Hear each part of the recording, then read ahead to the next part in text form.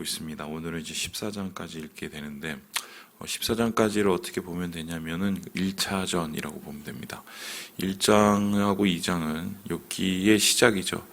욥이 어떤 사람이고 욥이 지금 어떤 일을 당하고 있는지 그 여러 가지의 일의 시작을 이제 얘기하고 있었다면 이제 3장부터는 이 14장까지 이제 친구들과 욥의 대화가 나옵니다. 말이 돼야지 거의 말싸움에 가까운데 엘리바스부터 시작을 해갖고 빌다, 소발 이런 친구들이 욥의 고난에 대해서 한마디씩 거들기 시작합니다. 해석을 하고 또 해법을 만들어내는데 그 해석과 이 해법이라는 것이 결과적으로는 네가 잘못해서 그런다라는 인과율에 대한 이야기였습니다.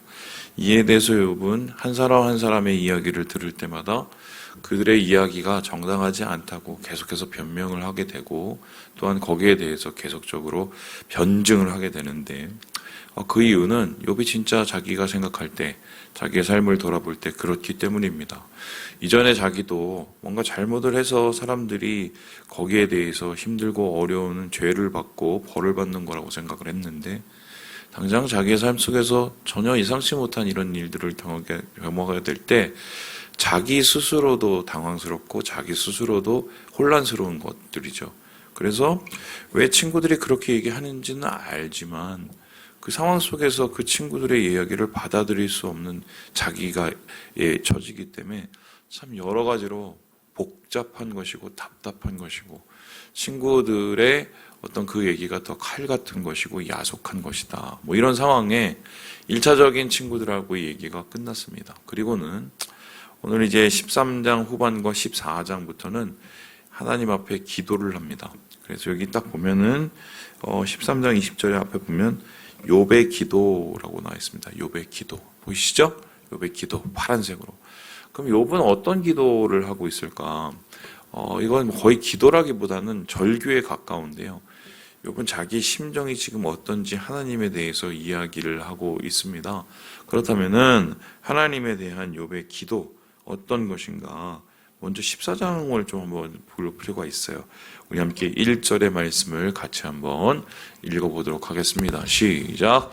여인에게서 태어난 사람은 생애가 짧고 걱정이 가득하며 하나님, 사람, 여인에서 태어난 사람이라는 것은 세상의 모든 사람을 뜻하죠. 남자한테 태어난 사람은 없죠. 여인에게서 태어난 사람입니다. 아니, 사람이라는 게 보세요. 하나님, 다 인생이 짧지 않습니까? 근데 그런 인생 짧은데도 걱정은 엄청 많습니다. 이렇게 얘기합니다. 그래서 2절에 보니까 이런 얘기를 하는데 그는 꽃과 같이 자란다, 시든다, 그림자같이 지나간다. 하나님, 인생이라는 게 잠깐 피고 행복해 보이는 것 같지만 이게 좀 지나면 다 시들어버리고 그림자같이 훅 지나가 버리고 이렇게 짧은 인생이에요. 하나님, 그런데 왜 저한테 이러세요? 이렇게 이야기를 하고 있습니다. 이제 더불어서 이렇게 얘기를 하고 있는데요. 우리 함께 10절 말씀을 같이 한번 읽어보도록 하겠습니다. 10절 말씀입니다. 10절이요. 시작. 장정이라도 죽으면 소멸되나니 인생의 숨을 거두면 그가 어디 있느냐. 이렇게 짧은 인생인데 하나님 보세요. 죽으면 끝이잖아요. 이 당시만 해도 부활에 대한 이야기가 사람들에게 일반적으로 알려진 상황이 아니었습니다. 이 부활에 대한 이야기는 사실 이스라엘 역사를 보면은 이 이사야서 혹은 에스겔서에 나타나고 있는데 이스라엘 백성들이 나라가 무너지고 그리고 바벨론으로 끌려가고 거기에서 인생의 끝을 맛보면서 그러면서 자연스럽게 생겨난 하나님에 대한 믿음의 결론이었어요. 그래서 지금 이제 욥기는 사실 거의 시대적으로 따져보면은 족장 시대, 그러니까 아브라함 시대하고 거의 유사하기 때문에 지금 욥에게 있어서 나는 죽고 나서 반드시 살아난다 이런 개념은 없어요. 그럼 그 당시에 욥이 본 것은 뭐냐면 이런 겁니다. 사람이 죽으면은 흙으로 돌아가는 겁니다. 그 죽은 사람이 다시 살아나는 걸 봤어요? 못 봤어요? 아예 본 적이 없어요. 죽으면 끝이에요. 하나님, 인생 이렇게 짧고 그리고 죽으면 끝인데 하나님 도대체 이 짧은 인생, 죽으면 끝인 인생을 왜 하나님께서 이렇게 괴롭히십니까? 이렇게 이야기를 하고 있습니다. 그래서 이러면서 얘기를 하고 있는데, 우리 함께 16절의 말씀을 같이 한번 읽어보겠습니다. 16절 말씀입니다. 시작. 그러하온데 이제 주께서 나의 걸음을 세시오니 나의 죄를 감찰하지 아니하시나이까. 하나님, 인생은 짧고 인생인 끝났는데 이렇게 허무한데 좀 내두시지. 왜 이렇게 하나님 도시락 싸가면서 나를 이렇게 괴롭히시고 내가 뭘 그렇게 잘못을 많이 했다고. 이제 내 지나온 걸음, 인생까지 다 하나하나 쪼개서 세시면서 그때 심지어는 청년 때 지은 죄까지 다시 한번 생각하게 하시는 이런 하나님 도대체 왜 그러십니까? 여기서 나의 죄를 감찰하다 말 때 이 감찰하다는 말은 뭐냐면 현미경을 가지고 들여다본다는 거예요. 그러니까 하나님께서 지금 욥의 고난을 주실 때 그 욥의 고난을 생각하면 여기 어떤 생각을 했냐면 내 인생을 정말 갈기갈기 찢으셔서 현미경으로 다 들여다보시고 어렸을 때부터 내가 잘못한 걸 다 깨닫게 하셔서 나를 이렇게 괴롭게 하시려고 그러나 이러면서 정말 하나님에 대한 정말 학을 떼는 듯한 그런 이 고백을 하고 있습니다. 그리고는 급기야 이렇게 이야기를 하고 있는데요. 우리 함께 22절 말씀, 마지막 말씀을 같이 한번 읽어보겠습니다. 22절 시작. 다만 그의 살이 아프고 그의 영혼이 애곡할 뿐이니이다. 아주 죽겠습니다라고 얘기하는 거죠. 절규죠. 그러니까 하나님에 대해서 얘기를 할 때 지금 좋은 얘기는 하나도 없습니다. 뭐 요약하자면 인생도 짧고 죽으면 끝인데 하나님 왜 이러세요? 날 왜 이렇게 힘들게 만드십니까? 내 인생을 왜 이렇게 고달프고 괴롭고 내 살은 에어지고 내 영혼은 정말 다 눈물뿐인 이렇게 괴롭히시는 이유가 도대체 무엇입니까? 하나님 저한테 도대체 왜 어떠한 이유 때문에 이러십니까? 이렇게 자기의 삶에 대한 부분을 하나님 앞에 그냥 호소하는 기도를 하게 되는 거죠. 그러면서 욥은요 하나님 앞에 이렇게 얘기를 하고 있는데요. 우리 앞에 3장 21절 말씀을 같이 한번 읽어보겠습니다. 3장 21절입니다. 시작. 곧 주의 손을 내게 대지 마시오며 주의 위엄으로 나를 두렵게 하지 마실 것이니이다. 하나님 그러니까 제발 이제 바라지도 않아요. 뭐 자식 새끼 살려달라는 소리도 안 할게요. 돈 다시 막 다 회복하달라는 소리도 안 할게요. 두 가지만 해주세요. 두 가지만. 이게 뭡니까? 주의 손으로 나한테 이제 그만 좀 내리치세요. 아마 지금 욥 같은 경우는 온몸에 난 종기와 또 뭐 그 살갗에 난 여러 가지 염증들이 하나님이 직접 자기를 때리는 것처럼 느껴졌을 겁니다. 그러니까 하나님 좀 그만 손을 대시죠. 진짜 못 찾겠습니다. 이제 제발 그만. 나 주님의 손을 정말 이제 걷어주세요.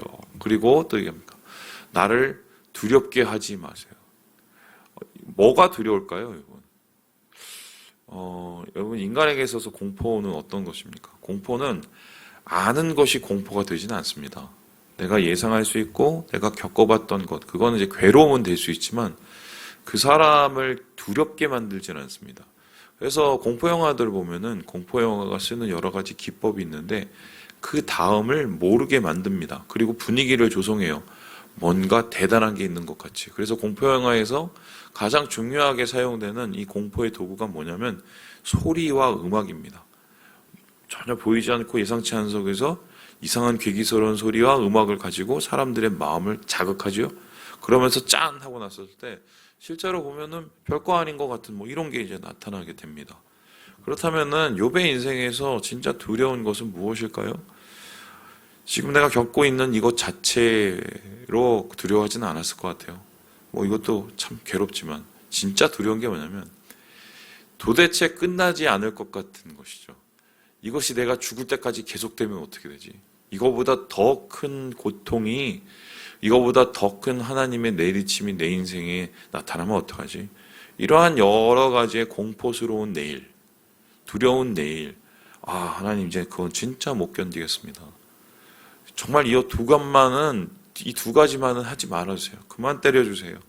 그만 나를 두렵게 해주세요. 이렇게 하나님 앞에 고백을 하고 있습니다. 그래서 이 한마디로 이렇게 자신의 삶을 이야기하고 있는데요. 우리 함께 27절의 말씀을 13장 27절의 말씀을 같이 한번 27절이요. 읽어보겠습니다. 시작. 내 발을 착고에 채우시며 나의 모든 길을 살피사 내 발자취를 점검하시나이다. 하나님 정말 집요하십니다. 예, 집요하십니다. 제발요, 그만요. 이렇게 얘기하고 있습니다. 요게 이제 욥의 기도고요. 욥의 기도를 다시 한번 정리를 해드리면 절규입니다. 절규. 제발 그만, 제발 그만. 이게 욥의 이야기였어요. 얼마나 힘들었으면. 자, 그렇다면 이제 우리는 욥의 입장에 대해서 다시 한번 물어봅시다. 하나님은 도대체 왜 이러실까요? 보면 어렸을 때 뭐 죄 안 진 사람 있겠어요. 그래도 내 죄를 다 모아서 이렇게 갖다 붙여도 지금 상황에 자기가 겪는 이런 이해하지 못할 이 현실, 그걸 받아들여야 되는데, 그 고통을 받아들여야 되는데, 질문이 도대체 옛날에 내가 그렇게 죄를 져서 그 죄 때문에 하나님께서 이렇게 괴롭히시는 거라면 이게 끝이라는 것이 있을 텐데, 도대체 끝나지도 않을 것 같은, 한마디로 끝도 없고 한계도 없는 이런 고통을 하나님께서 도대체 왜 이렇게 나를 집요하게, 하나님이 나를 이렇게 괴롭히실까? 군대가 왜 괴로운지 아십니까? 제가 이제 군대를 갔는데 24단 그 군악대를 갔어요. 24단 군악대. 양평 본부대에 있거든요. 근데 이제 갔는데 제 인생 처음으로 뭐 그런 데를 가봤죠. 갔는데 갔더니 그 자기 전적을 이렇게 다 얘기를 해주더라고요. 자기가 왕년에 뭐 했던 사람이라는 걸 봤더니 어떤 사람은 뭐 스탠드바에서 이제 뭐 이렇게 음악 그 하시는 분도 있고, 그리고 인생 험하게 사신 분들이 대부분이었어요. 그리고 제 바로 위에 이제 고참은 아직도 기억하죠. 그 클럽, 요즘은 클럽이죠. 그 빅토리아 호텔 나이트 클럽, 거기 부사장인가 그랬어요. 주먹. 예. 그래서 저는 제 인생에 그런 부류의 분들하고는 처음 만나본 것 같아요. 그리고 얘기를 들어도 도대체 무슨 말인지 뭐를 생전 처음 들어본 폭력적인 말들을 많이 하셨어요.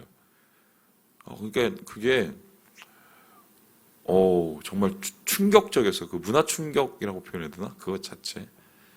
그러고 나서 이제 씻고 나서 그 첫날에 저를 이제 데려가더니 화장실 앞에서 이제 차려를 시키면서 뭘 하나 이렇게 뚝 주는 거예요. 그래서 이름이 이렇게 쫙 적혀 있더라고요.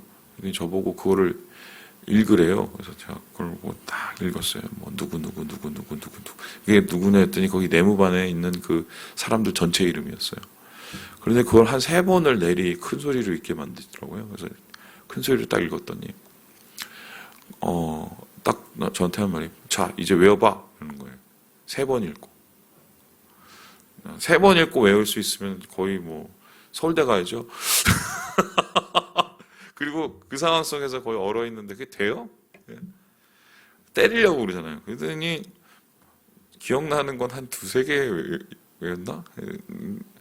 바로 이제 거기서 막 이제 얼차려 주다가, 그리고 얼차려 받고 막 피가 쏠려 있는데 머리에 또 다시 그 수첩을 주더니 읽어. 또 읽고 한 2번 읽더니, 근데 그때는 이미 뭐 정신이 나가 있는 상황. 또 외워봐. 그러니까 거기서 그 외울 수 있는 사람 없잖아요. 그렇죠? 또 얻어맞고 막 이랬어요. 그리고 나서 오늘은 여기까지. 그 소리는 뭡니까? 내일? 그러면서 잠이 안 와요. 진짜 잠이 안 와요. 이제 진짜 공포스러운 게 뭐였냐면, 내일 내가 눈을 떴을 때 저 사람을 또 봐야 된다. 내일 내가 눈을 떴을 때 이런 고통을 또 당해야 되는 거. 뭐 이런 게 막 그 엄습해 오는데, 정말 그 집요함? 예. 그래서 인생이 정말 여기서 끝날 것 같은 그런 느낌? 그런 공포를 아직도 저는 잊지 못합니다. 잊지 못해요. 아마 지금 욥은 하나님을 그렇게 생각하고 있을지도 모르겠어요. 이 정도 했으면 그만하시지. 또 아침부터 나를 완전히 썰어 넣으시는구나. 갈아 넣으시는구나. 도대체 왜? 자, 그렇다면 질문을 다시 바꿔봅시다. 하나님 입장에서 생각해봅시다. 하나님은 왜 욥이 이렇게 싫어하는데, 하나님은 욥이 이렇게 괴로워하는데, 하나님께서는 욥이 이렇게 못 참아 하는데, 그럼에도 불구하고 이 고난을 끝내지 않으시는 이유가 무엇일까? 욥의 말대로 하나님께서 이 고난을 통해서 뭘 하려고 하시는 것이 있다면 이걸 지금 소화를 해내지 못하는데 왜 이렇게 공포스럽게 생각하는데 왜 하나님께서는 이것을 끝내지 않으실까? 거두지 않으실까? 여러분 이거 생각해 보신 적 있습니까? 이거를 우리의 삶의 속의 이야기로 좀 끌어온다면 이런 겁니다. 그냥 문제없이 예수 믿고 잘 살게 그냥 내비두시지. 갑자기 막 내가 감당하지도 못할 어려움을 주시고 막 주변에서는 얘기하죠. 다 그렇게 어려움 속에서 겪어가면서 자라나는 거야. 말은 좋은데 나는 죽을 것 같은데, 그죠? 도대체 하나님은 왜 이제 좀 그만 좀 할 때도 됐지 왜? 그냥 예전에 그냥 편하게 살게 그냥 해주실 때가 훨씬 낫는데 왜 하나님 이러실까? 왜 하나님 이러실까?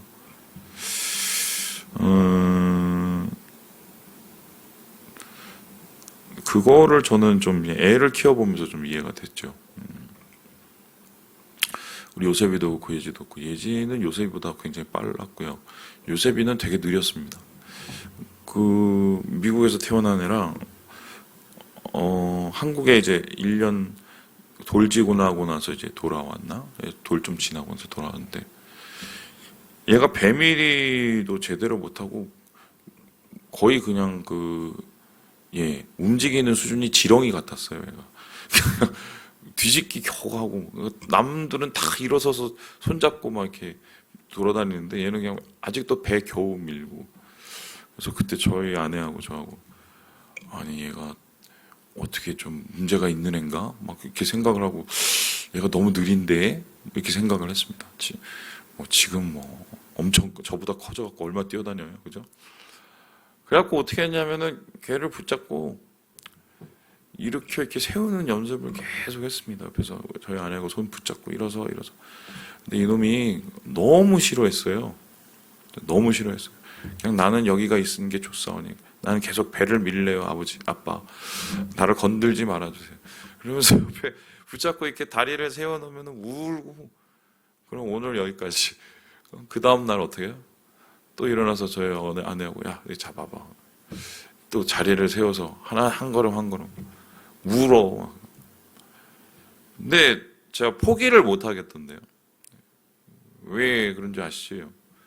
진짜 못 걸을 것 같아서 너무 두려운 거죠. 얘가 나중에 이러다가 진짜 못 걷고 병신이 되면 어떡하지? 막 이런 생각이 막 들으니까 그런 책임감 때문에 더 기도를 하고 애가 그렇게 싫어하는데도 억지로 막 걷게 만들고. 물론 이제 좀 우리의 조바심은 있었어요. 왜냐하면은 다 때가 되면 언젠가는 걷기 마련이지만 그래도 그때는 그 아버지 입장, 어머니 입장의 마음은 그렇지가 않더라고요. 그런데 지금 하나님이 욥에 대한 마음이 딱 그런 수준이 아닐까 저는 생각을 합니다.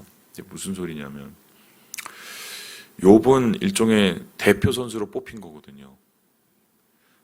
모든 사람의 대표로 뽑힌 거예요. 어떤 대표로 뽑혔습니까? 사탄의 코를 납작하게 하는 사람이죠. 사탄이 왔죠. 인생이 다 그렇고 그런 인생들밖에 없어요, 하나님. 아니야, 너 욥을 봐. 욥 보통 아니다. 아유, 쟤도 똑같아요. 쟤도 어차피 다 하나님이 뭐 주시니까 저러고 앉았지. 쟤 아니라니까요. 그랬더니 하나님 뭐래요? 그래? 아니야, 욥은 안 그래. 일종의 욥은 사탄이 가지고 있는 그 나쁜 생각들, 그 세상에 갖고 있는 세상에 대한 나쁜 그 부정적인 것을 그 코를 눌러버리기 위해서 만드신 인간의 대표 선수예요. 하나님께서 욥을 얼마나 귀히 여기시고 하나님께서 욥을 얼마나 높이 여기셨는지를 볼 수 있는 대목이거든요. 그래서 지금 하나님은 어떻게 보면 욥을 계속적으로 지금 힘든 것도 알고 어려운 것도 알지만 그를 그러한 제목으로 만드시고 그러한 사업을 사역을 소명을 일으키게 만드시기 위해서 그를 위대하게 하시기 위해서 지금 어떻게 보면 그를 훈련하시고 그에 대한 관심을 하나님께서 놓지 않으시는 거죠. 일어서서 달려서 그리고 주님 앞에서의 영광스러운 모습이 되게 하시기 위해서 그냥 거기에 머무는 삶이 아니라 하나님께서 우리의 고통을 다루시는 문제도 그럴 경우가 굉장히 많습니다. 뭔가를 하고 싶으신 거예요. 여기에서 머무는 것이 하나님 보시기에는 이제는 그만이라고 생각하셨기 때문에 하나님이 그런 훈련의 과정을 두시는 건데 지금 욥도 사실 하나님 입장에서 바라봤을 땐 그런 어려움이 있다. 그렇다면 지금 이제 하나님의 이 괴롭힘을 하나님 입장에서 보면 이렇게 표현이 됩니다. 하나님의 포기치 않는 열심.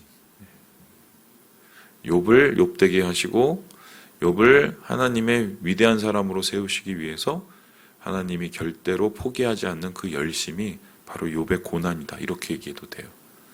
그런데 오늘 우리를 향한 하나님의 모습은 어떨까? 각자의 삶 속에서 어려운 부분, 이해가 되지 않는 부분, 해결이 나지 않는 부분이 있을 텐데 그걸 한번 반대로 생각해 보면 어떨까요? 하나님이 나를 포기치 않고 계시는구나. 내가 생각한 것보다 나를 더 위대하게 생각하시는구나. 나를 통해서 더 뭔가를 만들고 계시는구나. 이렇게 생각을 한다면 오늘 욥의 이 고난을 통해서 얻는 하나님의 열심이 우리에게 조금은 위로가 되고 조금은 이겨나갈 수 있는 계기가 되지 않을까. 말씀을 마칩니다. 우리 하나님이 그러신 분입니다. 참 이렇게 얘기하면서도 한편은 참 마음이 무겁지만 그래도 하나님은 그걸 하세요. 주님 안에서 그 열심에 하나님의 마음을 붙잡으시고 오늘 하루를 잘 이겨내시고 잘 견뎌내시는 우리 모든 형제 자매들 되시길 주님의 이름으로 축원합니다.